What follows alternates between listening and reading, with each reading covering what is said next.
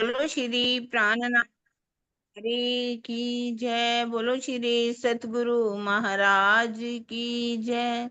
पद्मावती पुरी धाम की जय। सर्व सुंदर साथ की जय। प्रथम लागू दो चरण को, धनिये न छुड़ायो खिन। लाख तली लालेड़िया, मेरे जीव के ही जीवन। इन पाँव तले पड़ी रहूं, धनी नजरी खोलो बातन। पलना वालू निरखूं नेत्रे, मेरे जीव के यही जीवन। मेरे जीव के यही जीवन। बोलो श्री प्राणनाथ प्यारे की जय। बोलो श्री सतगुरु महाराज की जय। प्रणाम ये जी। सुंदर अभी बन- हमारे बीच में सुरक्षा बहन जी सुरक्षा सेतिया अपना भाव रखेंगी खिलवत ग्रंथ शुरू होने से पहले। प्रणाम जी सबको। श्री प्राणनाथ प्यारे की जय। अपनी सतगुरु वीडियो खोलो बहन जी, वीडियो महाराज। खोलो। हाँ जी, आ रही आवाज? आवाज तो आ रही है, वीडियो खोलो ना। वीडियो नहीं खोला ना आपने अपना।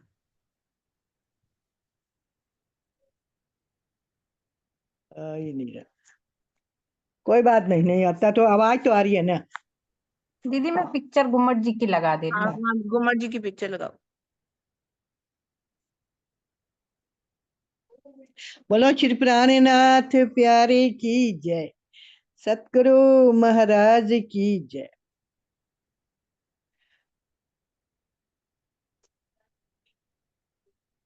मेरे मीठे बोले साथ जी, हुआ तुम्हारा काम। मेरे मीठे बोले साथ जी, हुआ तुम्हारा काम। प्रेमे में मगन हो, खुलिया दरवाजा धाम। सखीरी धाम जइए, सखीरी धाम जइए। मेरे मीठे बोले साथ जी, हुआ तुम्हारा काम। प्रेमे में मगन होई हो, खुलिया दरवाजा धाम। सखीरी धाम जइए, सखीरी धाम जइए।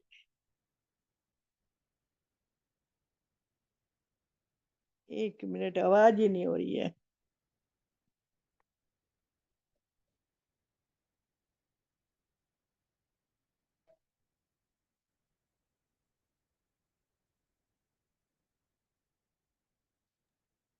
सुरक्षा बहन जी हाँ, आवाज सही आ रही, बोलो। आ गई अब। दौड़ दौड़ सको सो दौड़ियो, दौड़ सको सो दौड़ियो। आए पहुँचा अवसर, फुरमान में फुर माया।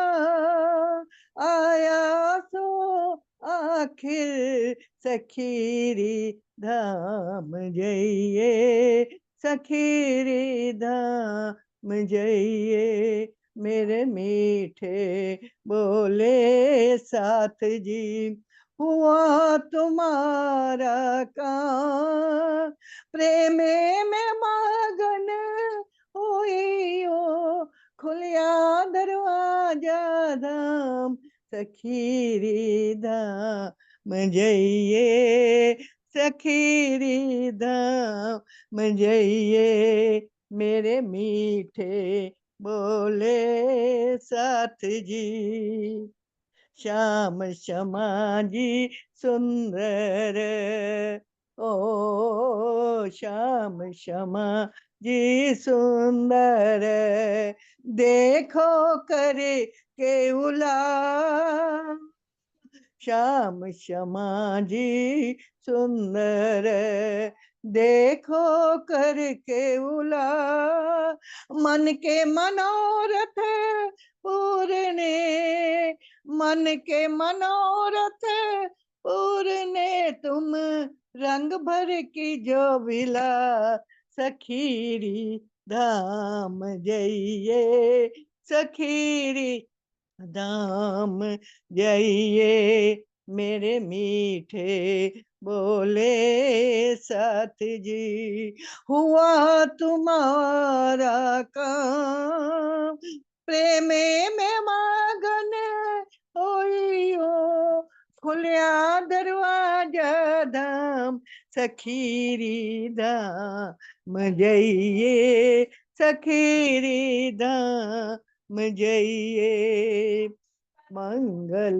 गाइए दूल्हे के, ओ मंगल गाइए दूल्हे के, आयो समय श्यामा वर्षाम, नैनो भर भर निरखिए, विलसिए रंग रस काम, सखीरी धाम जइए, सखीरी धाम जइए, मेरे मीठे बोले साथ जी, हुआ कुमारा काम, प्रेमे में मगन होइयो, खुलिया दरवाजा धाम, सखीरी धाम जइए, सखीरी धाम जइए, मेरे मीठे बोले साथ जी,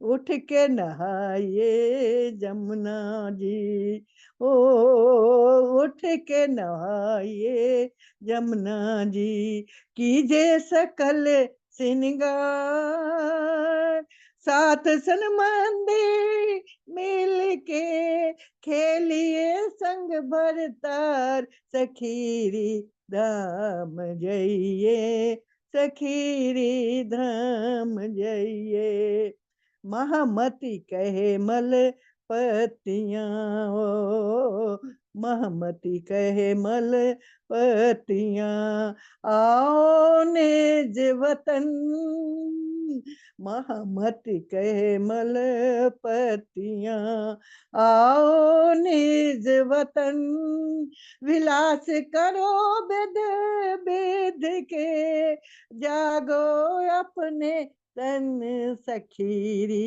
धाम जइए, सखीरी धाम जइए, उठ के नहाइए जमुना जी, कीजिए सकल श्रृंगार, साथ संबंधी मिल के, खेलिए संग भरतार, सखीरी धाम जइए, सखीरी धाम जइए, मेरे मीठे बोले साथ जी, हुआ तुम्हारा काम, प्रेमे में मगन होइयो, खुलिया दरवाजा धाम, सखीरी धाम जइए, सखीरी धाम जइए, बोलो श्री प्राणनाथ प्यारे की। जो वीडियो खोल नहीं रहा था, मैं क्या करती फिर। सतगुरु महाराज की जय।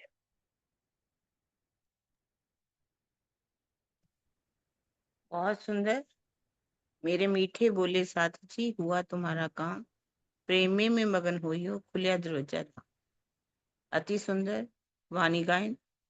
अब शुरू करते हैं हम प्रकरण 14 खिलवत ग्रंथ का। चुपाई शायद 31 है। प्लीज।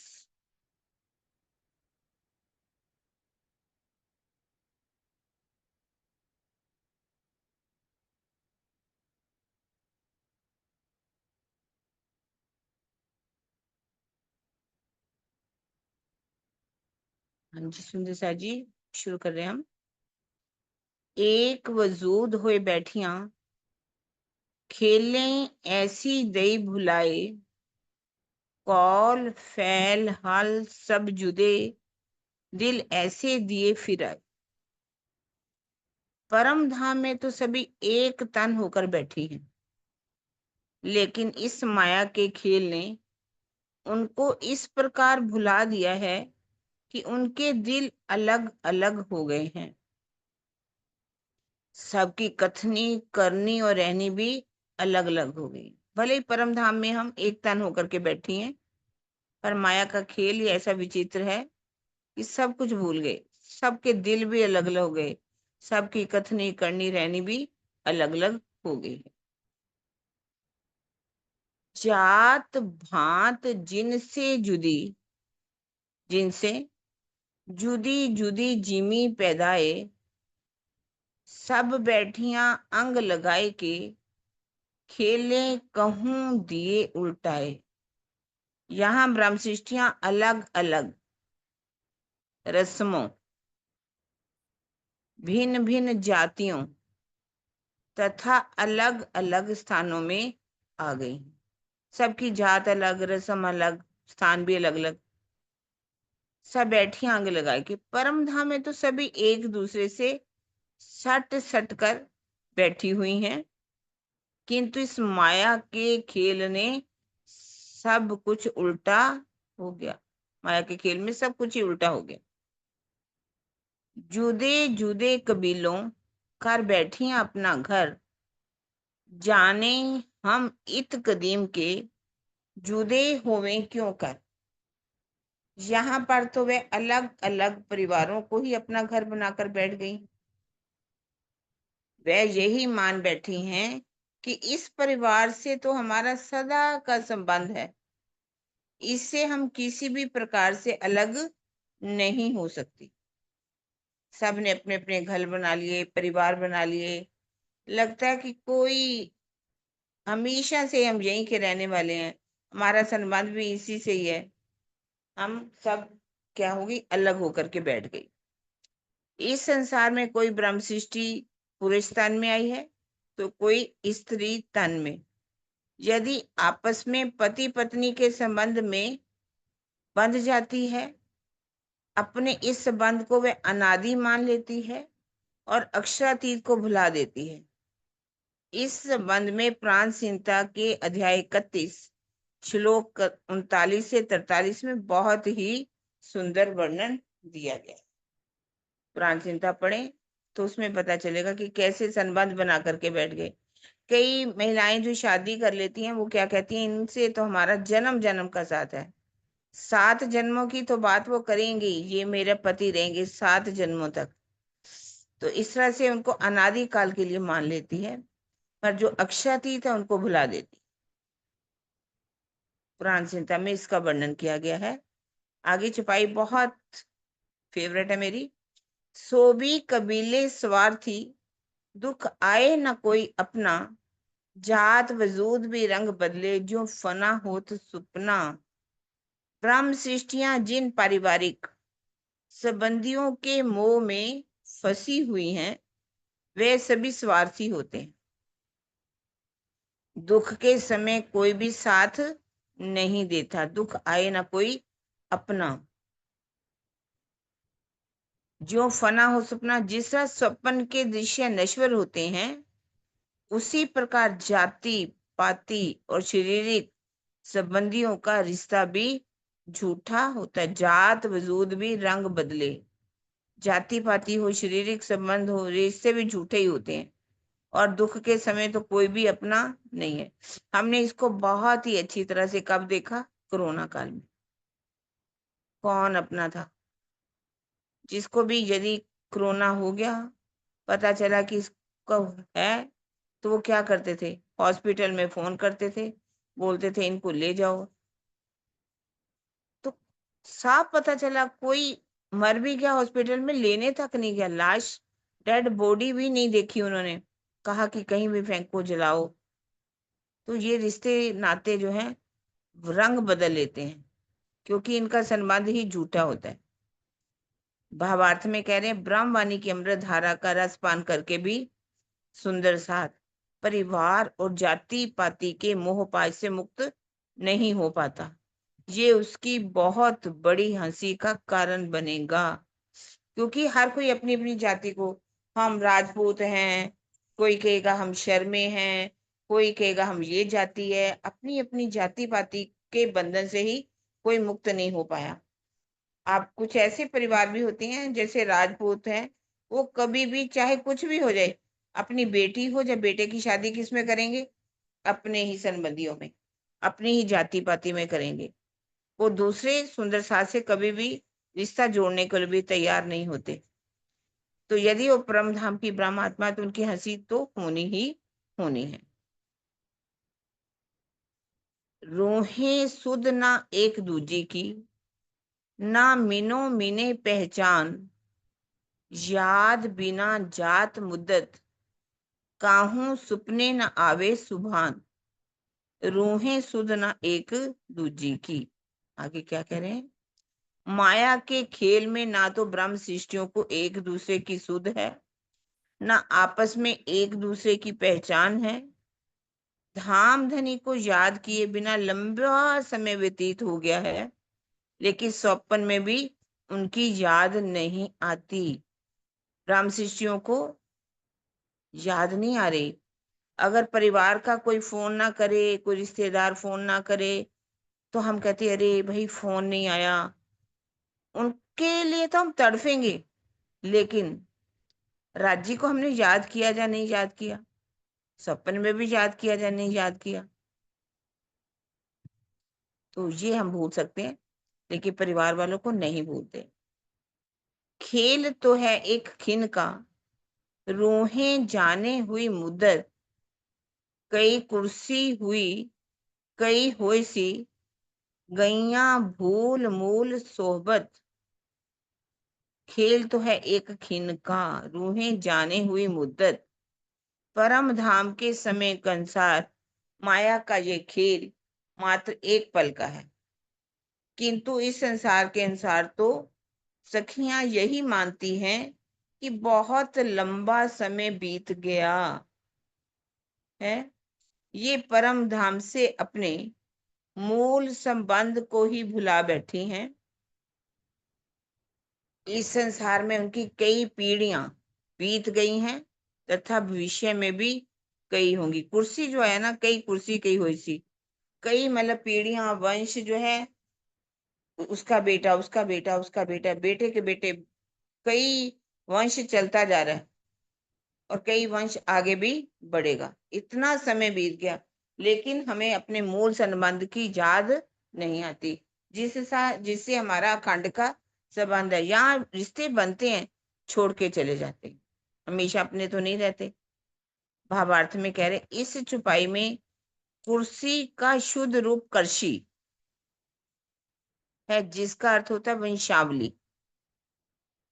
कई पीढ़ियों के बीत जाने और भविष्य में भी कई पीढ़ियों के होने का भाव ये है कि ब्रह्म सृष्टियों ने अब तक कई जीवों के ऊपर बैठकर इस खेल को देखा है, किंतु उन तनों में वह जागृत नहीं हो सकी। इसलिए ऐसी संभावना भी की जा रही है कि आत्मा को भविष्य में अभी कई और जीवों के ऊपर बैठकर इस खेल को देखना है, तभी आत्म जागृति का प्रकाश मिलेगा। यहाँ पर खुशी का मतलब ये बताया, वंश भी है, और ये भी देखा कि जो भी आत्मा ना जाने किन किन जीवों के ऊपर बैठती, वहां अगर जागृत नहीं होती तो फिर नया तान मिलता है, फिर वहां भी जागृत नहीं होती तो नया तान मिलता है। और जब तक वो जागृति नहीं हो जाती, प्रकाश नहीं मिलता, वाणी का प्रकाश भी मिल गया मान लो, लेकिन अगर उसके अनुसार हम नहीं चले, तो ना जाने कौन से विषय में भी जीवों के ऊपर बैठ करके खेल को देखना पड़ेगा। हाँ जी सुंदर सा जी, स्पष्ट हो रही है बात? आइया झूठे कबीले में, भूल गईया बका वतन, सुख अर्श अजीम के, हाय हाय फरेब दिया दुनी इन, आइया झूठे कबीले में। ब्रह्म सृष्टियां यहाँ के झूठे परिवारों में आकर फंस गई हैं। वह माया के प्रभाव से अपने अखंड घर परम धाम को भी भुला बैठी हैं। हाय हाय, इस झूठे संसार ने उन्हें परम धाम के अनंत सुखों से छल पूर्वक अलग कर दिया। छल ऐसा माया ने किया कि परम धाम के अखंड सुख भी हम भूल करके बैठ गए, क्योंकि यहाँ झूठे परिवारों में फंस गए। घर की तो याद रही नहीं, ना घर के अखंड सुखों की याद रही, क्योंकि फरेब भी इतना बलशाली है। हाय हाय, फरेब दिया दुनी इन, झूठे संसार ने उन्हें इन झूठे फ्रेब में फंसा दिया और परम धाम के अखंड सुखों को अलग कर दिया, छल किया हमारे साथ। 3 कबीले में रहना, पूजे पानी आग पत्थर, बेसहूर इन भांत के, जान बूझ जले काफर। ब्रह्म सृष्टियों को ऐसे परिवारों में रहना पड़ता है जिसमें आग पानी और पत्थरों की पूजा होती है। संसार के इन लोगों को तो इतनी सी बात की भी समझ नहीं होती कि हमें भक्ति आखिरकार किसकी करनी है। यदि वे सत्य को जानते हैं तो भी अक्षरातीत पूर्ण ब्रह्म को न मानने के कारण वह प्रायश्चित की अग्नि में जलते रहते हैं। आज भी देखा जाए, मैंने बहुत से ऐसे देखा कि पहचान भी मान लो हो, फिर भी वो आग पानी पत्थर की पूजा कर लेते हैं।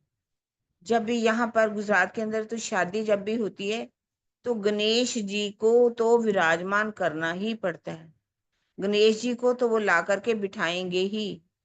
और इसके साथ उनसे पूछो कि इन देवी देवताओं को पूजा क्यों करते हो, कहते देखो ये तो ठीक बात है कि राज्य से कुछ नहीं मांगना चाहिए, माया की बात नहीं मांगनी चाहिए, और हम मांगते भी नहीं है, पर दुनिया की चाहना पूरी करने के लिए हमने इन देवी देवताओं को बिठाया हुआ है, उन्हीं से हम मांग लेते हैं, क्योंकि ये तो जीव का काम है, आत्मा तो नहीं मांग रही ना। हमारे ऊपर कोई भी कलंक नहीं लगेगा, गुनाह नहीं लगेगा, कोई हंसी नहीं होगी।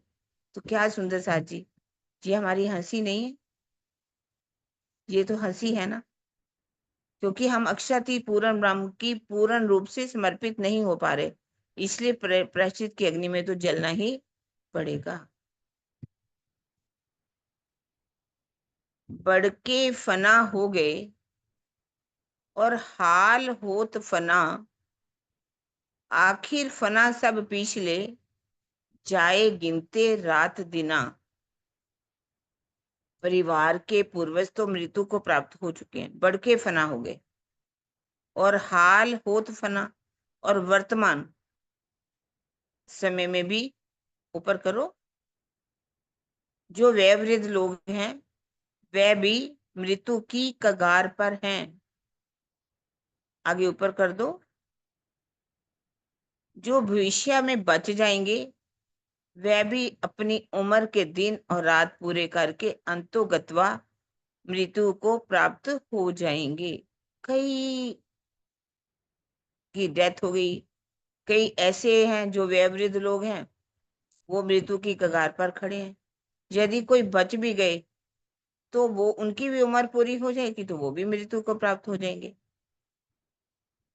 और आगे छुपाई में कह रहे हैं, कहे हमको इन वतन में मौत आवेगी अब, नफा नुकसानी हो चुकी, फिर जन्म लेवे कब। संसार के लोग यही सोचा करते हैं कि हमारी मृत्यु कब होगी, कहे हमको इन वतन में मौत आवेगी अब, मौत तो आनी है। हमने तो इस संसार में नफा नुकसानी, पुण्य और पाप का लाभ हानि देख लिया है, अर्थात सुख दुख को भोग लिया है। अब पता नहीं कब हमें पुनः जन्म मिलेगा। संसार के लोगों की बात कर रहे हैं कि हमारी मृत्यु आएगी, कब होगी। हमने तो पाप भी देख लिया, पुण्य का भी लाभ ले लिया, सुख दुख को भी भोग लिया, अब ना जाने कब हमें फिर से जन्म मिलेगा या नहीं मिलेगा, इस बात के लिए वो सोचते हैं। ऐसा मौत अपना जान के लेत है नुकसान, जाग के नफा ना ले वहीं, सुन ऐसा हक फुरमान। अपनी मृत्यु को अनिवार्य मानकर भी ऐसा मौत अपना जान के लेत है नुकसान, मतलब सबको पता है कि मौत आनी है, मौत अनिवार्य है, फिर भी संसार के जीव व्यर्थ में अपनी उम्र गवाते रहते हैं।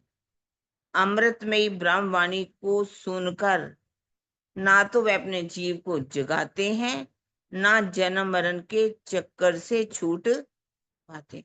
व्यर्थ में सारी उम्र बताएंगे, बैठ जाएंगे जा करके चबूतरों के ऊपर, वहां दुनिया भर की बातें करेंगे, राजनीति की बातें करेंगे, हुक्का करेंगे, कुछ भी करेंगे, लेकिन ब्रह्मवाणी को सुनना भी पसंद नहीं करेंगे, और सुन करके अपने जीव को भी नहीं जगाते और जन्म मरण के चक्कर में भी नहीं छूट पाते।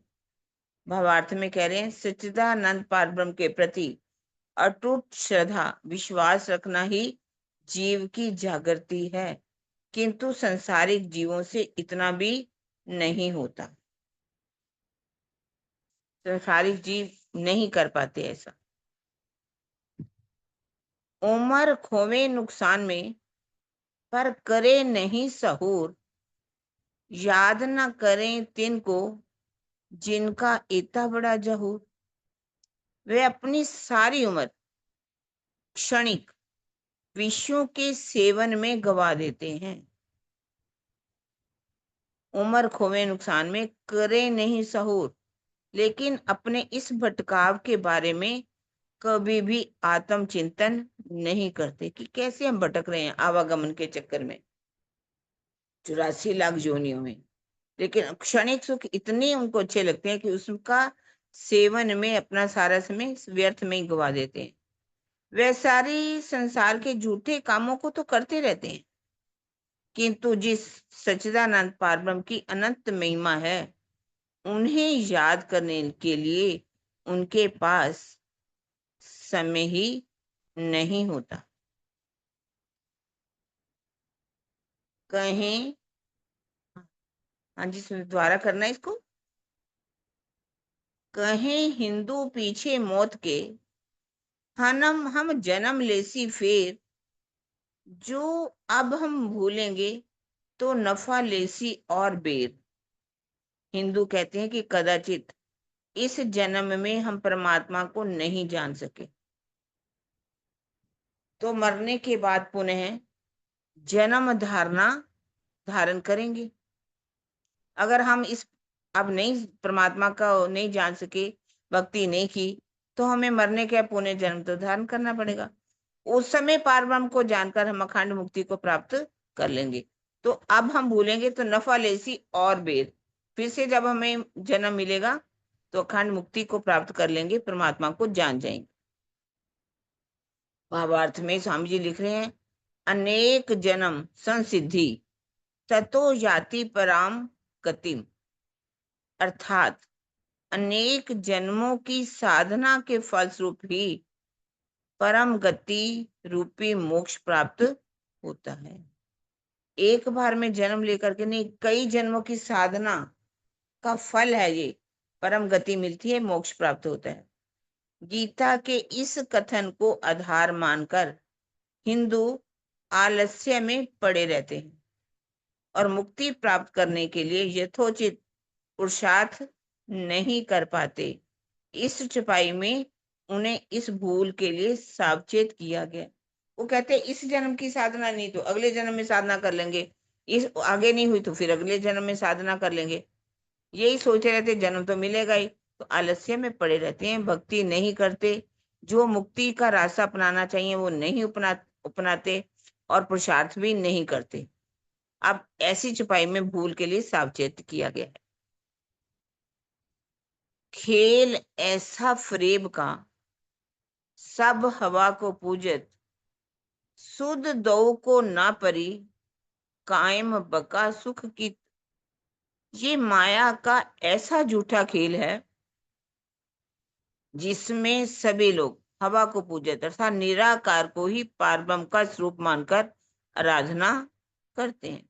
शुद्ध दो को ना पड़ी, चाहे हिंदू हो या मुसलमान, दोनों में से किसी को भी ये पता नहीं चल पाया कि अखंड परम धाम का आनंद कहाँ पर है, कायम बका सुख की अखंड परम धाम कहाँ पर है, वहां के सुख क्या है, नहीं जान पाते। भावार्थ में कह रहे हैं, निराकार क्या है, जड़ प्रकृति का स्वरूप है। उसे सच्चिदानंद पारब्रह्म का स्वरूप मानकर संसार के सभी पंथ भटके हुए हैं। इस छुपाई में भी यही बात दर्शाई गई। निराकार में जाकर के मन चित्त बुद्धि अहंकार कोई काम नहीं करता, क्योंकि जब मन चित्त बुद्धि अहंकार नहीं करेगा काम, तो ऐसा लगेगा कि हम सुखों में घूम रहे हैं। लेकिन ये जड़ प्रकृति का सुख है, निराकार का, और यदि उन्हीं को पारब्रह्म मान लिया जाए तो ये भटके हुए माने जाएंगे। इस चुपाई में यही बात बताई गई है। एक तहकीक किन्ने ना किया, कहा में सब बुजुर्ग, जेती बात लियावे इल्म की, तीन सबों में शक, एक तहकीक किन्ने ना किया। अर्थ में कह रहे हैं, यद्यपि सभी लोग ज्ञानी तो कहलाते हैं, लेकिन तारतम ज्ञान के ना होने से इस बात का आज तक कोई भी निर्णय नहीं कर सका कि पार ब्रह्म का धाम तथा स्वरूप क्या है। वह ज्ञान के संबंध में जो भी बातें करते हैं उनमें संशय ही संशय भरा होता है। ज्ञानी भी कहलाते हैं, लेकिन जब तक तारतम्य का ज्ञान ना मिल जाए तब तक पार ब्रह्म का धाम क्या है, स्वरूप क्या है, लीला क्या करते हैं, इन बातों का उनको पता नहीं चलता। इस संबंध में उनके अंदर संशय ही संशय भरे रहते हैं। ए दुनिया इन विद की, ताए एती सुध सबन, हम सब बीच फना मिने, और बका न पाया किन। ये माया का ऐसा संसार है, दुनिया इन विद की, ताए एती सुध सबन, सभी को इस बात का ज्ञान तो है कि हम नश्वर ब्रह्मांड में रह रहे हैं। ये संसार नश्वर है, स्वप्निक है, खत्म हो जाने वाला है। हम सब बीच फना मिने, इस नश्वर ब्रह्मांड में रह रहे हैं, और बका ना पाया किंतु आज तक किसी को भी इस बात का ज्ञान नहीं हो सका कि वह अखंड परमधाम कहाँ है। संसार ही ऐसा है, नश्वर ब्रह्मांड में रह तो रहे हैं, लेकिन किसी को भी ज्ञान नहीं है। सब कह तो देंगे कि ये नश्वर ब्रह्मांड है, मिटने वाला ब्रह्मांड है, लेकिन फिर इसी को ही सब कुछ मानेंगे। लेकिन उनको ये कभी भी ज्ञान नहीं हो सका कि वह अखंड परमधाम है कहाँ पर। उस अखंड परम धाम के बारे में नहीं जान पाते। इतना ना जाने दुनिया, कहाँ से आए कौन हम, आए कौन फरेब में, ए हुआ किनके हुक्म। संसार के लोगों को तो इतना भी नहीं मालूम कि हम कौन हैं और कहाँ से आए हैं। हम किस झूठे संसार में आए हैं और ये संसार किसके हुक्म से बना है। किसी को नहीं मालूम मैं कौन हूँ, कहाँ से आया हूँ, और ये संसार क्या है और किसके हुक्म ये संसार बना है। जैसे कि देवचंद्र जी के तन में 11 वर्ष उनकी उम्र थी, 11 वर्ष की। तो क्या उनके दिल में जब भया बरस 11वां, तब मन उपजो विचार, मैं कौन, कहाँ थे आया, कहाँ है मेरा भरतार। ये प्रश्न किसी किसी विरले के अंदर ही आता है जो परमधाम की ब्रह्म सृष्टि है। सब कोई कहे हुक्मे हुआ, जिन हुक्म किया सो कित, सो किन्हू ना पाया, ताए खलक गई खोजत। सभी अध्यात्मवादी यही कहते हैं कि ये खेल परमात्मा के आदेश से ही हुआ है, सब कोई कहे हुक्मे हुआ। किंतु किसी के पास भी इस प्रश्न का समुचित उत्तर नहीं है कि आदेश देने वाला कहाँ पर है, जिन हुक्म किया सो कि जिसने आदेश से ये ब्रह्मांड बनाया वो है कहाँ पर, सो किन्हू ना पाया। उस सच्चिदानंद पारब्रह्म को खोजते खोजते सारी सृष्टि थक गई, किंतु कोई भी पारब्रह्म की प्राप्ति नहीं कर सका। आगे क्या कह रहे हैं?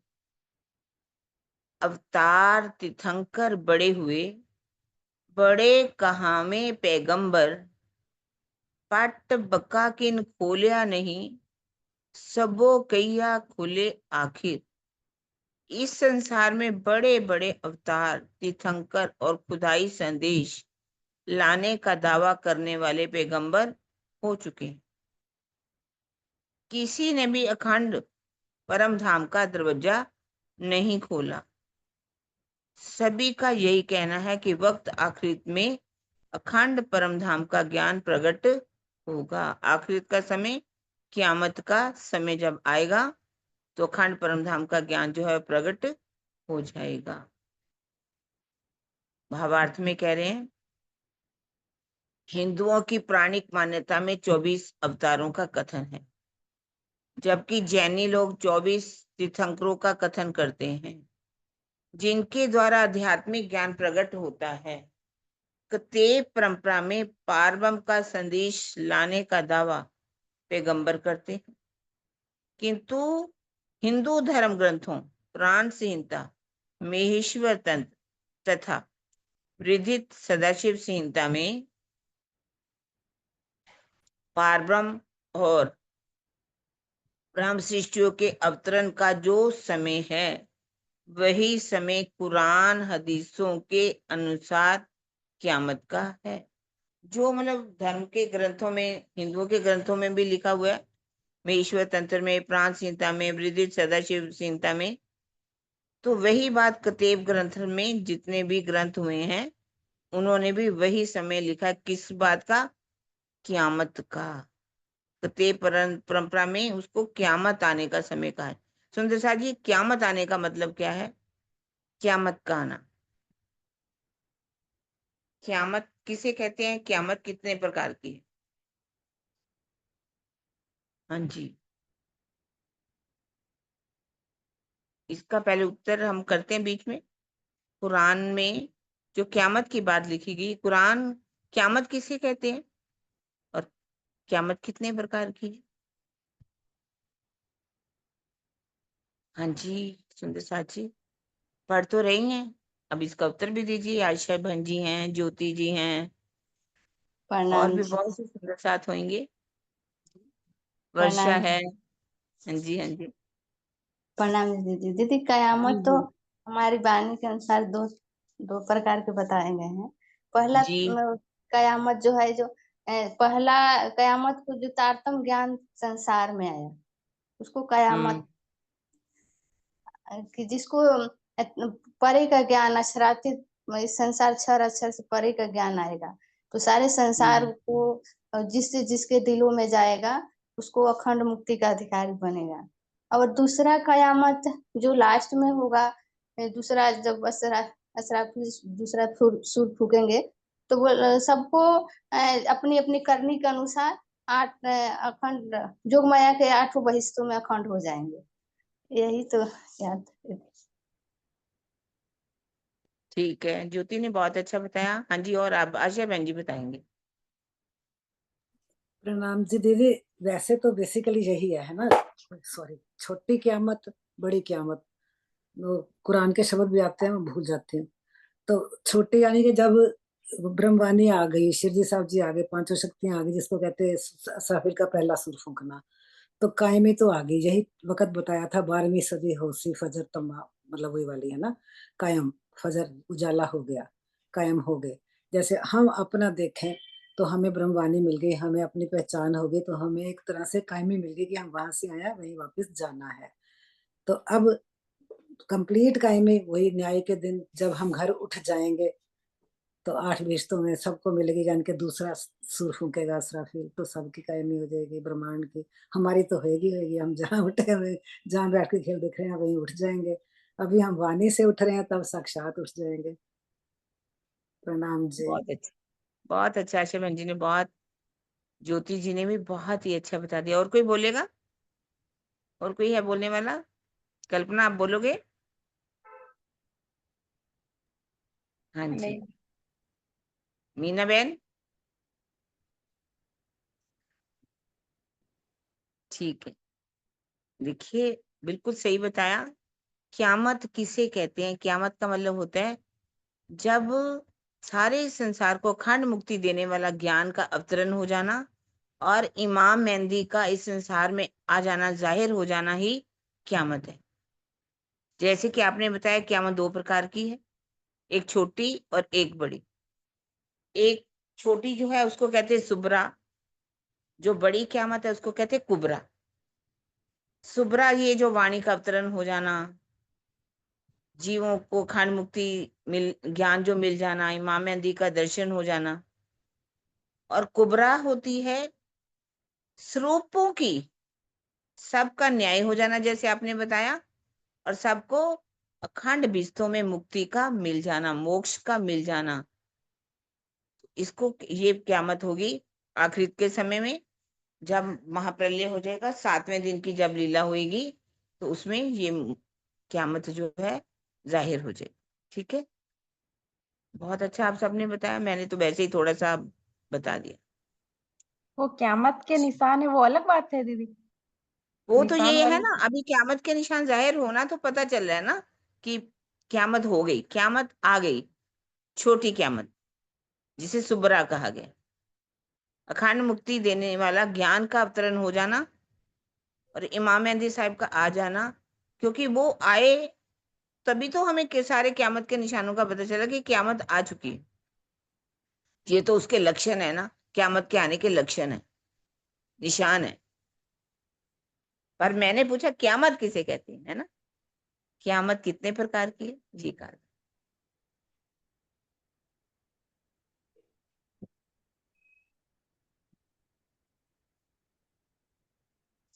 सब पूजे ख्वाहिश अपनी, याही फना की वस्त, मिट्टी आग पानी पत्थर, करें याही की सिफत। संसार के जीव अपनी लौकिक इच्छाओं की पूर्ति के लिए नश्वर एवं जड़ पदार्थों की पूजा करते हैं। फना की वस्त, वह मिट्टी, अग्नि, पानी और पत्थरों की पूजा करते हैं तथा उनकी महिमा गाते, करे याही की सिफत, और उनकी महिमा भी गाते।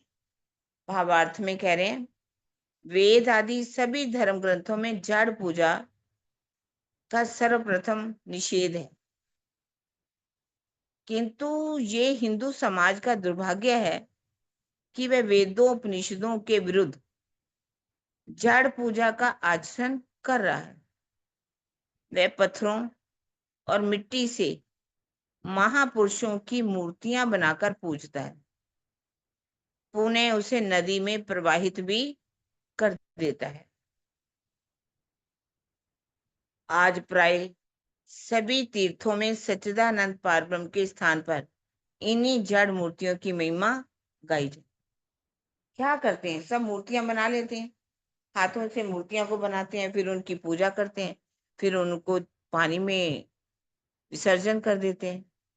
किसी को भी सच्चिदानंद पारब्रह्म कौन है, कहाँ रहता है, वो कोई पता नहीं। और जहां भी चले जाओ इन्हीं मूर्तियों की पूजा गाई जाती है। कहीं भी बड़े बड़े मंदिर है, चाहे तिरुपति मंदिर है, चाहे कहीं भी आप चले जाओ, द्वारका में चले जाओ, सोमनाथ मंदिर में चले जाओ, और भी बहुत बहुत बड़े बड़े मंदिर है, गंगा है, की तरफ, जगन्नाथपुरी की तरफ चले जाओ, सब पूजा किसकी करते हैं?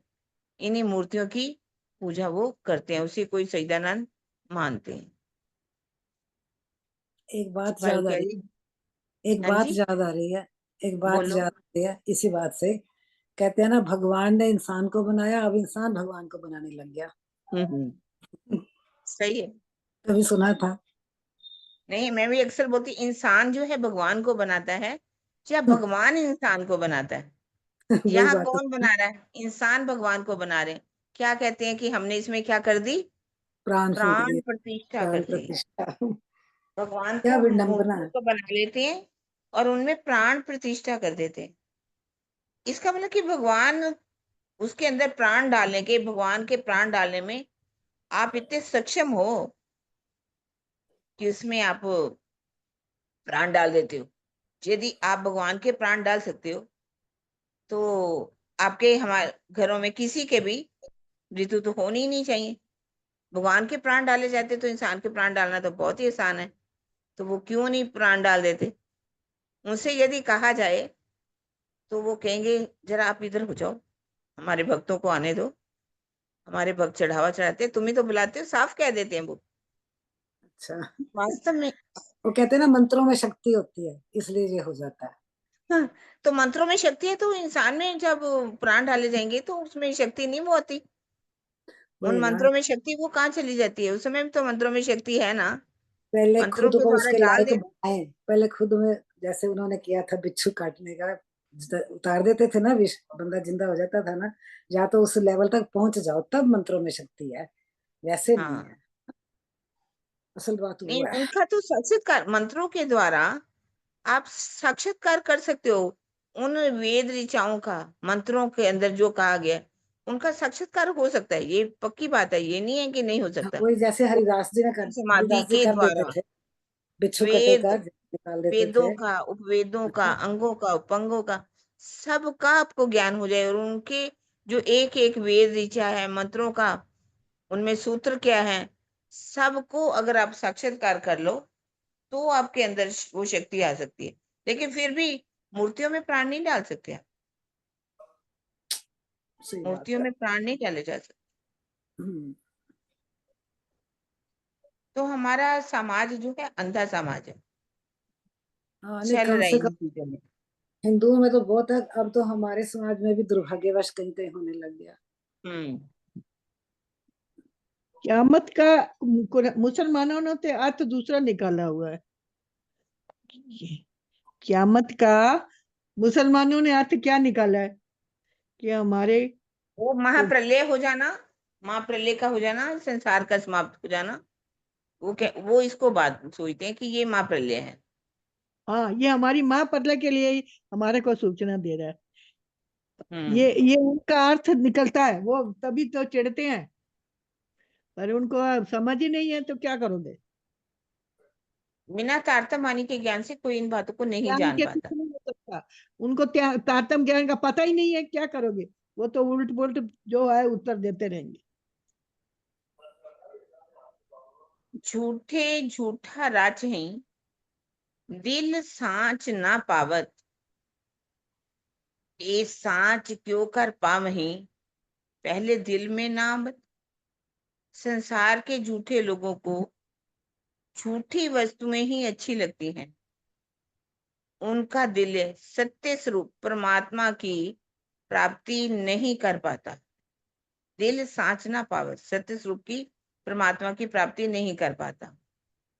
जब इनके दिल में सत्य स्वरूप परमात्मा की बातें ही नहीं आती हैं तो उनकी भक्ति करके कैसे उन्हें प्राप्त कर सकते हैं? जब परमात्मा के बारे में नहीं जानेंगे, उनका दिल में वो सत्य परमात्मा जो सत्य है, चित्त है, आनंद है, उसका स्वरूप ही नहीं आएगा तो भक्ति कैसे कर सकते हैं? भावार्थ में कह रहे, संसार के जीव जड़ पूजा तथा तांत्रिक क्रियाओं के द्वारा लौकिक सिद्धियां, प्रतिष्ठा एवं धन आदि की प्राप्ति करते, इसी में वह स्वयं को धन्य धन्य समझते हैं। सच्चिदानंद पारब्रह्म के ज्ञान तथा उनकी भक्ति के बारे में ये स्वप्न में भी नहीं सोचते। इनका आत्म साक्षात्कार या ब्रह्म साक्षात्कार से कुछ भी लेना देना नहीं होता। ये क्रिया कर्म कांड कर लेते हैं, उसी को ये कहते हैं कि हमने भक्ति कर ली। आत्म साक्षात्कार क्या है, ब्रह्म साक्षात्कार क्या है, उनको इससे कोई भी लेना देना नहीं। नासूत और मलकूत लग, इनकी याही बीच नजर, देख किताबें यो कहे, हम पाई नहीं खबर। इन जीवों को की सारी सोच इस पृथ्वीलोक तथा वैकुंठ से आगे नहीं जा पाती। धर्म ग्रंथों को पढ़ने के पश्चात भी उनका एक ही उत्तर होता है, क्या करें, हमने पढ़ा तो बहुत, किंतु हमें अक्षातीत के बारे में समझ में ही नहीं आया। देख किताबें जो कहें, हम पाई नहीं खबर, हमें अक्षातीत के बारे में कोई जानकारी नहीं। आगे क्या कह रहे हैं छुपाई में, ऊपर कर लो। अच्छा, अभी इसमें भावार्थ भी है।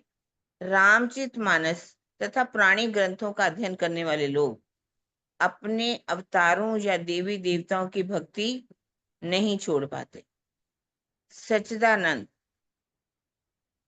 अक्षरातीत के प्रति उनके मन में निष्ठा ही नहीं बन पाती। इस छुपाई में यही भाव दर्शाया गया है। इनविद बोले किताबें, देखो दिल के दीदो माहे, कानों सुनिया सो कछुए नहीं, ये देखा सो भी ना है। यदि दिल के नेत्रों से देखा जाए, देखो दिल के दीदो माहे, दिल के नेत्रों से देखा जाए तो सभी धर्म ग्रंथों का यही निर्णय होता है कि कानों से जो कुछ सुना होता है या आंखों से जो भी देखा होता है वह नश्वर है। सभी धर्म ग्रंथों में लिखा तो हुआ है, कानों से सुना हुआ, आंखों से देखा हुआ सब नश्वर है। भावार्थ में कह रहे, कानों से शब्द की अनुभूति होती है, बाह्य नेत्रों से इस पंचभूतात्मक संसार को देखा जाता है जो कि नश्वर है। कैनोपनिषद तथा तैत्तिरीयोपनिषद आदि में इस संबंध में स्पष्ट रूप से कहा गया है, यतो वाचो निर्वर्तन्ते अप्राप्या मनसा से। तैत्तिरीयोपनिषद में ये कहा गया है, यत् वाचा न वदति एवं यत् चक्षुषा न पश्यते येन चक्षुषी पश्यन्ति। केनोपनिषद में ये बातें लिखी गई हैं, स्पष्ट लिखा हुआ है इन बातों में। तैत्तिरीयोपनिषद हो चाहे कैनोपनिषद हो, मतलब उस परमात्मा तक देखा जाए, यहाँ का मन वचन कुछ भी नहीं पहुंचता। तो ये सारा संसार जो देख रहे हैं, जो सुन रहे हैं, ये सब क्या है, नश्वर है। जान बूझे फना को कहे यही हमारा खुदाए, हम छोड़े ना कदीम को जो बड़को पूजिया इब्तदाए। कदाचित इन मायावी जीवों को यदि पता भी चल जाए कि सच्चिदानंद पारब्रह्म चेतन स्वरूप है, उसे छोड़कर अन्य किसी भी जड़ पदार्थ की पूजा नहीं करनी चाहिए, तो भी ये नश्वर पदार्थों की पूजा करना नहीं छोड़ते। पता भी चल जाए कि सच्चिदानंद पारब्रह्म तो चेतन स्वरूप है, फिर भी पूजा किसकी करेंगे, जड़ पदार्थों की पूजा करेंगे, नश्वर पदार्थों की पूजा करेंगे।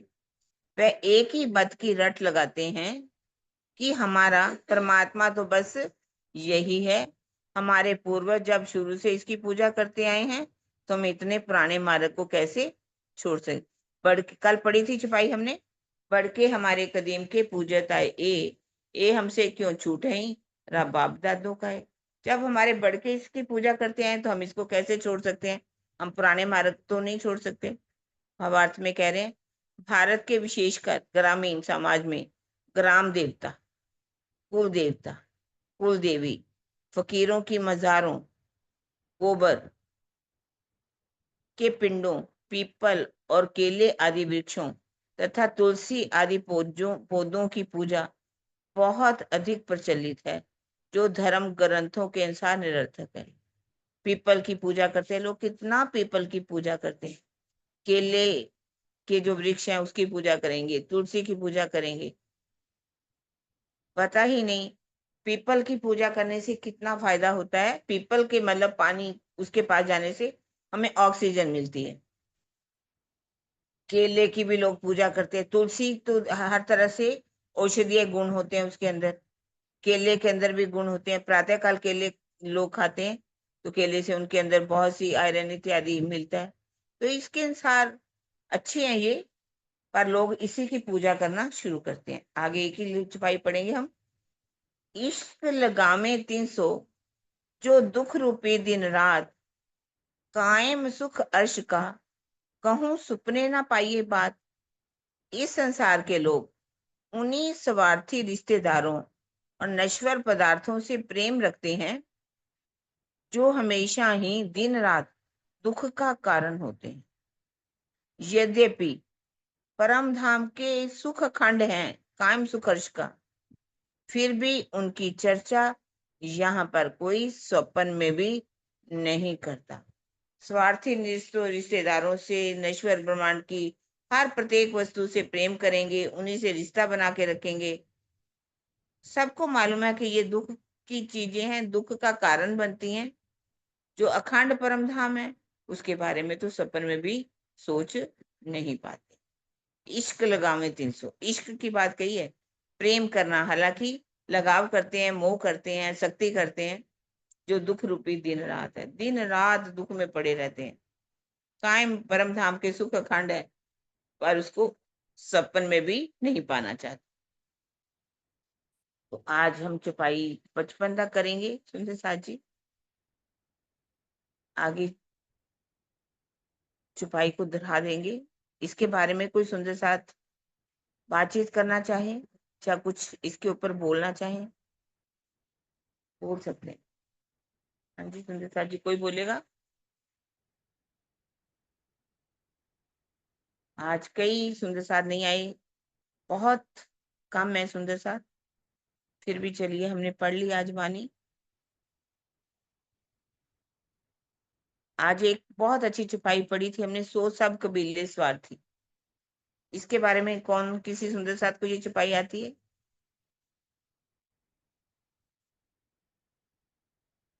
और इसी को काफी आज दोहराया गया है।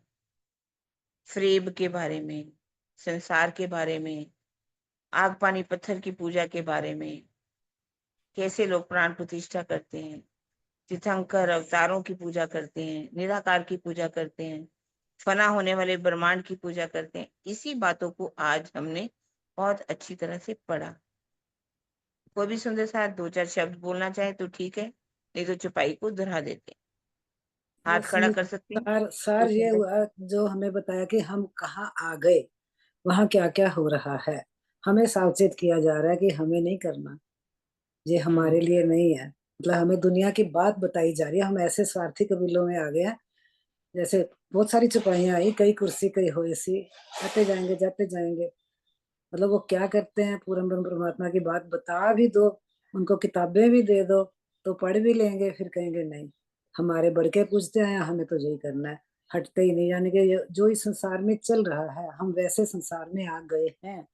तो ये सारी बातें बताई भी संसार में हो क्या है। ग्राम देवता की पूजा, कुल देवता की पूजा के नाम पे, पौधों की पूजा, पेड़ों की पूजा, जब आपने बताई दिया अलग अलग उनके गुण हैं, इसलिए इनका महत्व बताया गया था, ना कि पूजा करने के लिए कहा गया था।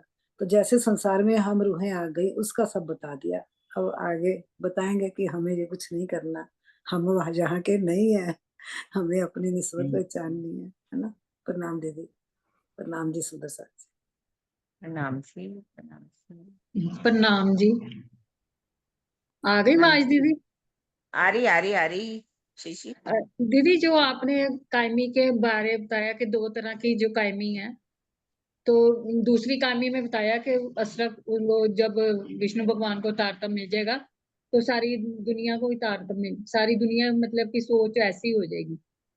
तो ये आपने इस जो बताया कि कर्मों के हिसाब से जो उनको कैसे मिल जाएगी? नहीं, कर्मों की बात नहीं, आपने उस परमात्मा पर कितना ईमान लेकर के उनके ईमान के हिसाब से किसने किस रूप में माना। नहीं, वो बात बिल्कुल ठीक है, लेकिन जब हम कहते हैं ना कि विष्णु भगवान को तारतम्य मिल गया तो सारी दुनिया को फिर जागृत बुद्धि आ जाएगी। देखिए, जब बेहद के ब्रह्मांड में सब प्रवेश कर जाएंगे ना, तो वो ब्रह्मांड ही जागृत बुद्धि का ब्रह्मांड है।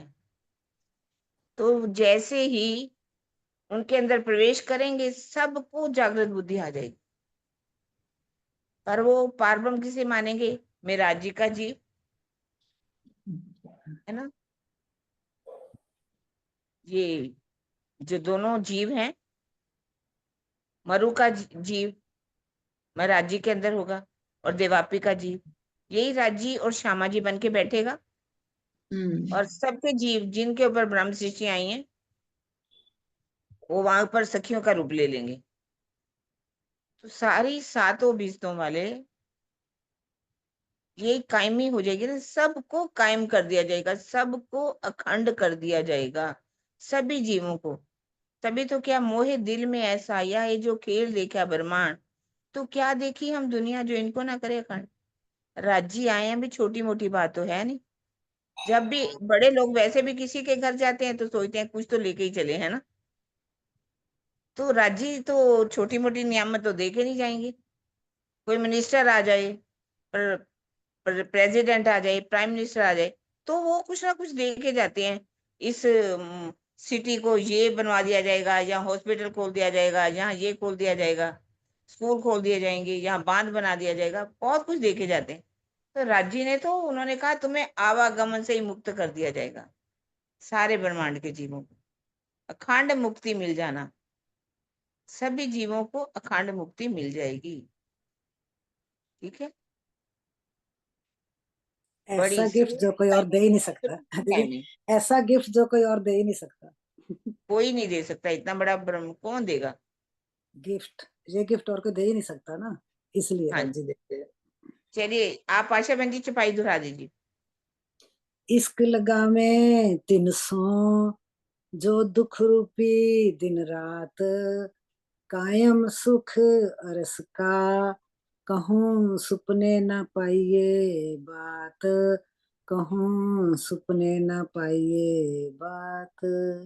बोलो श्री प्राणनाथ प्यारे की जय, बोलो श्री सतगुरु महाराज की जय, सुंदर बोलो सा जी, श्री कल छुट्टी महाराज रहेगी, कल की जय। छुट्टी। और फिर क्या सब सोमवार से ही शुरू करेंगे 17 तारीख से।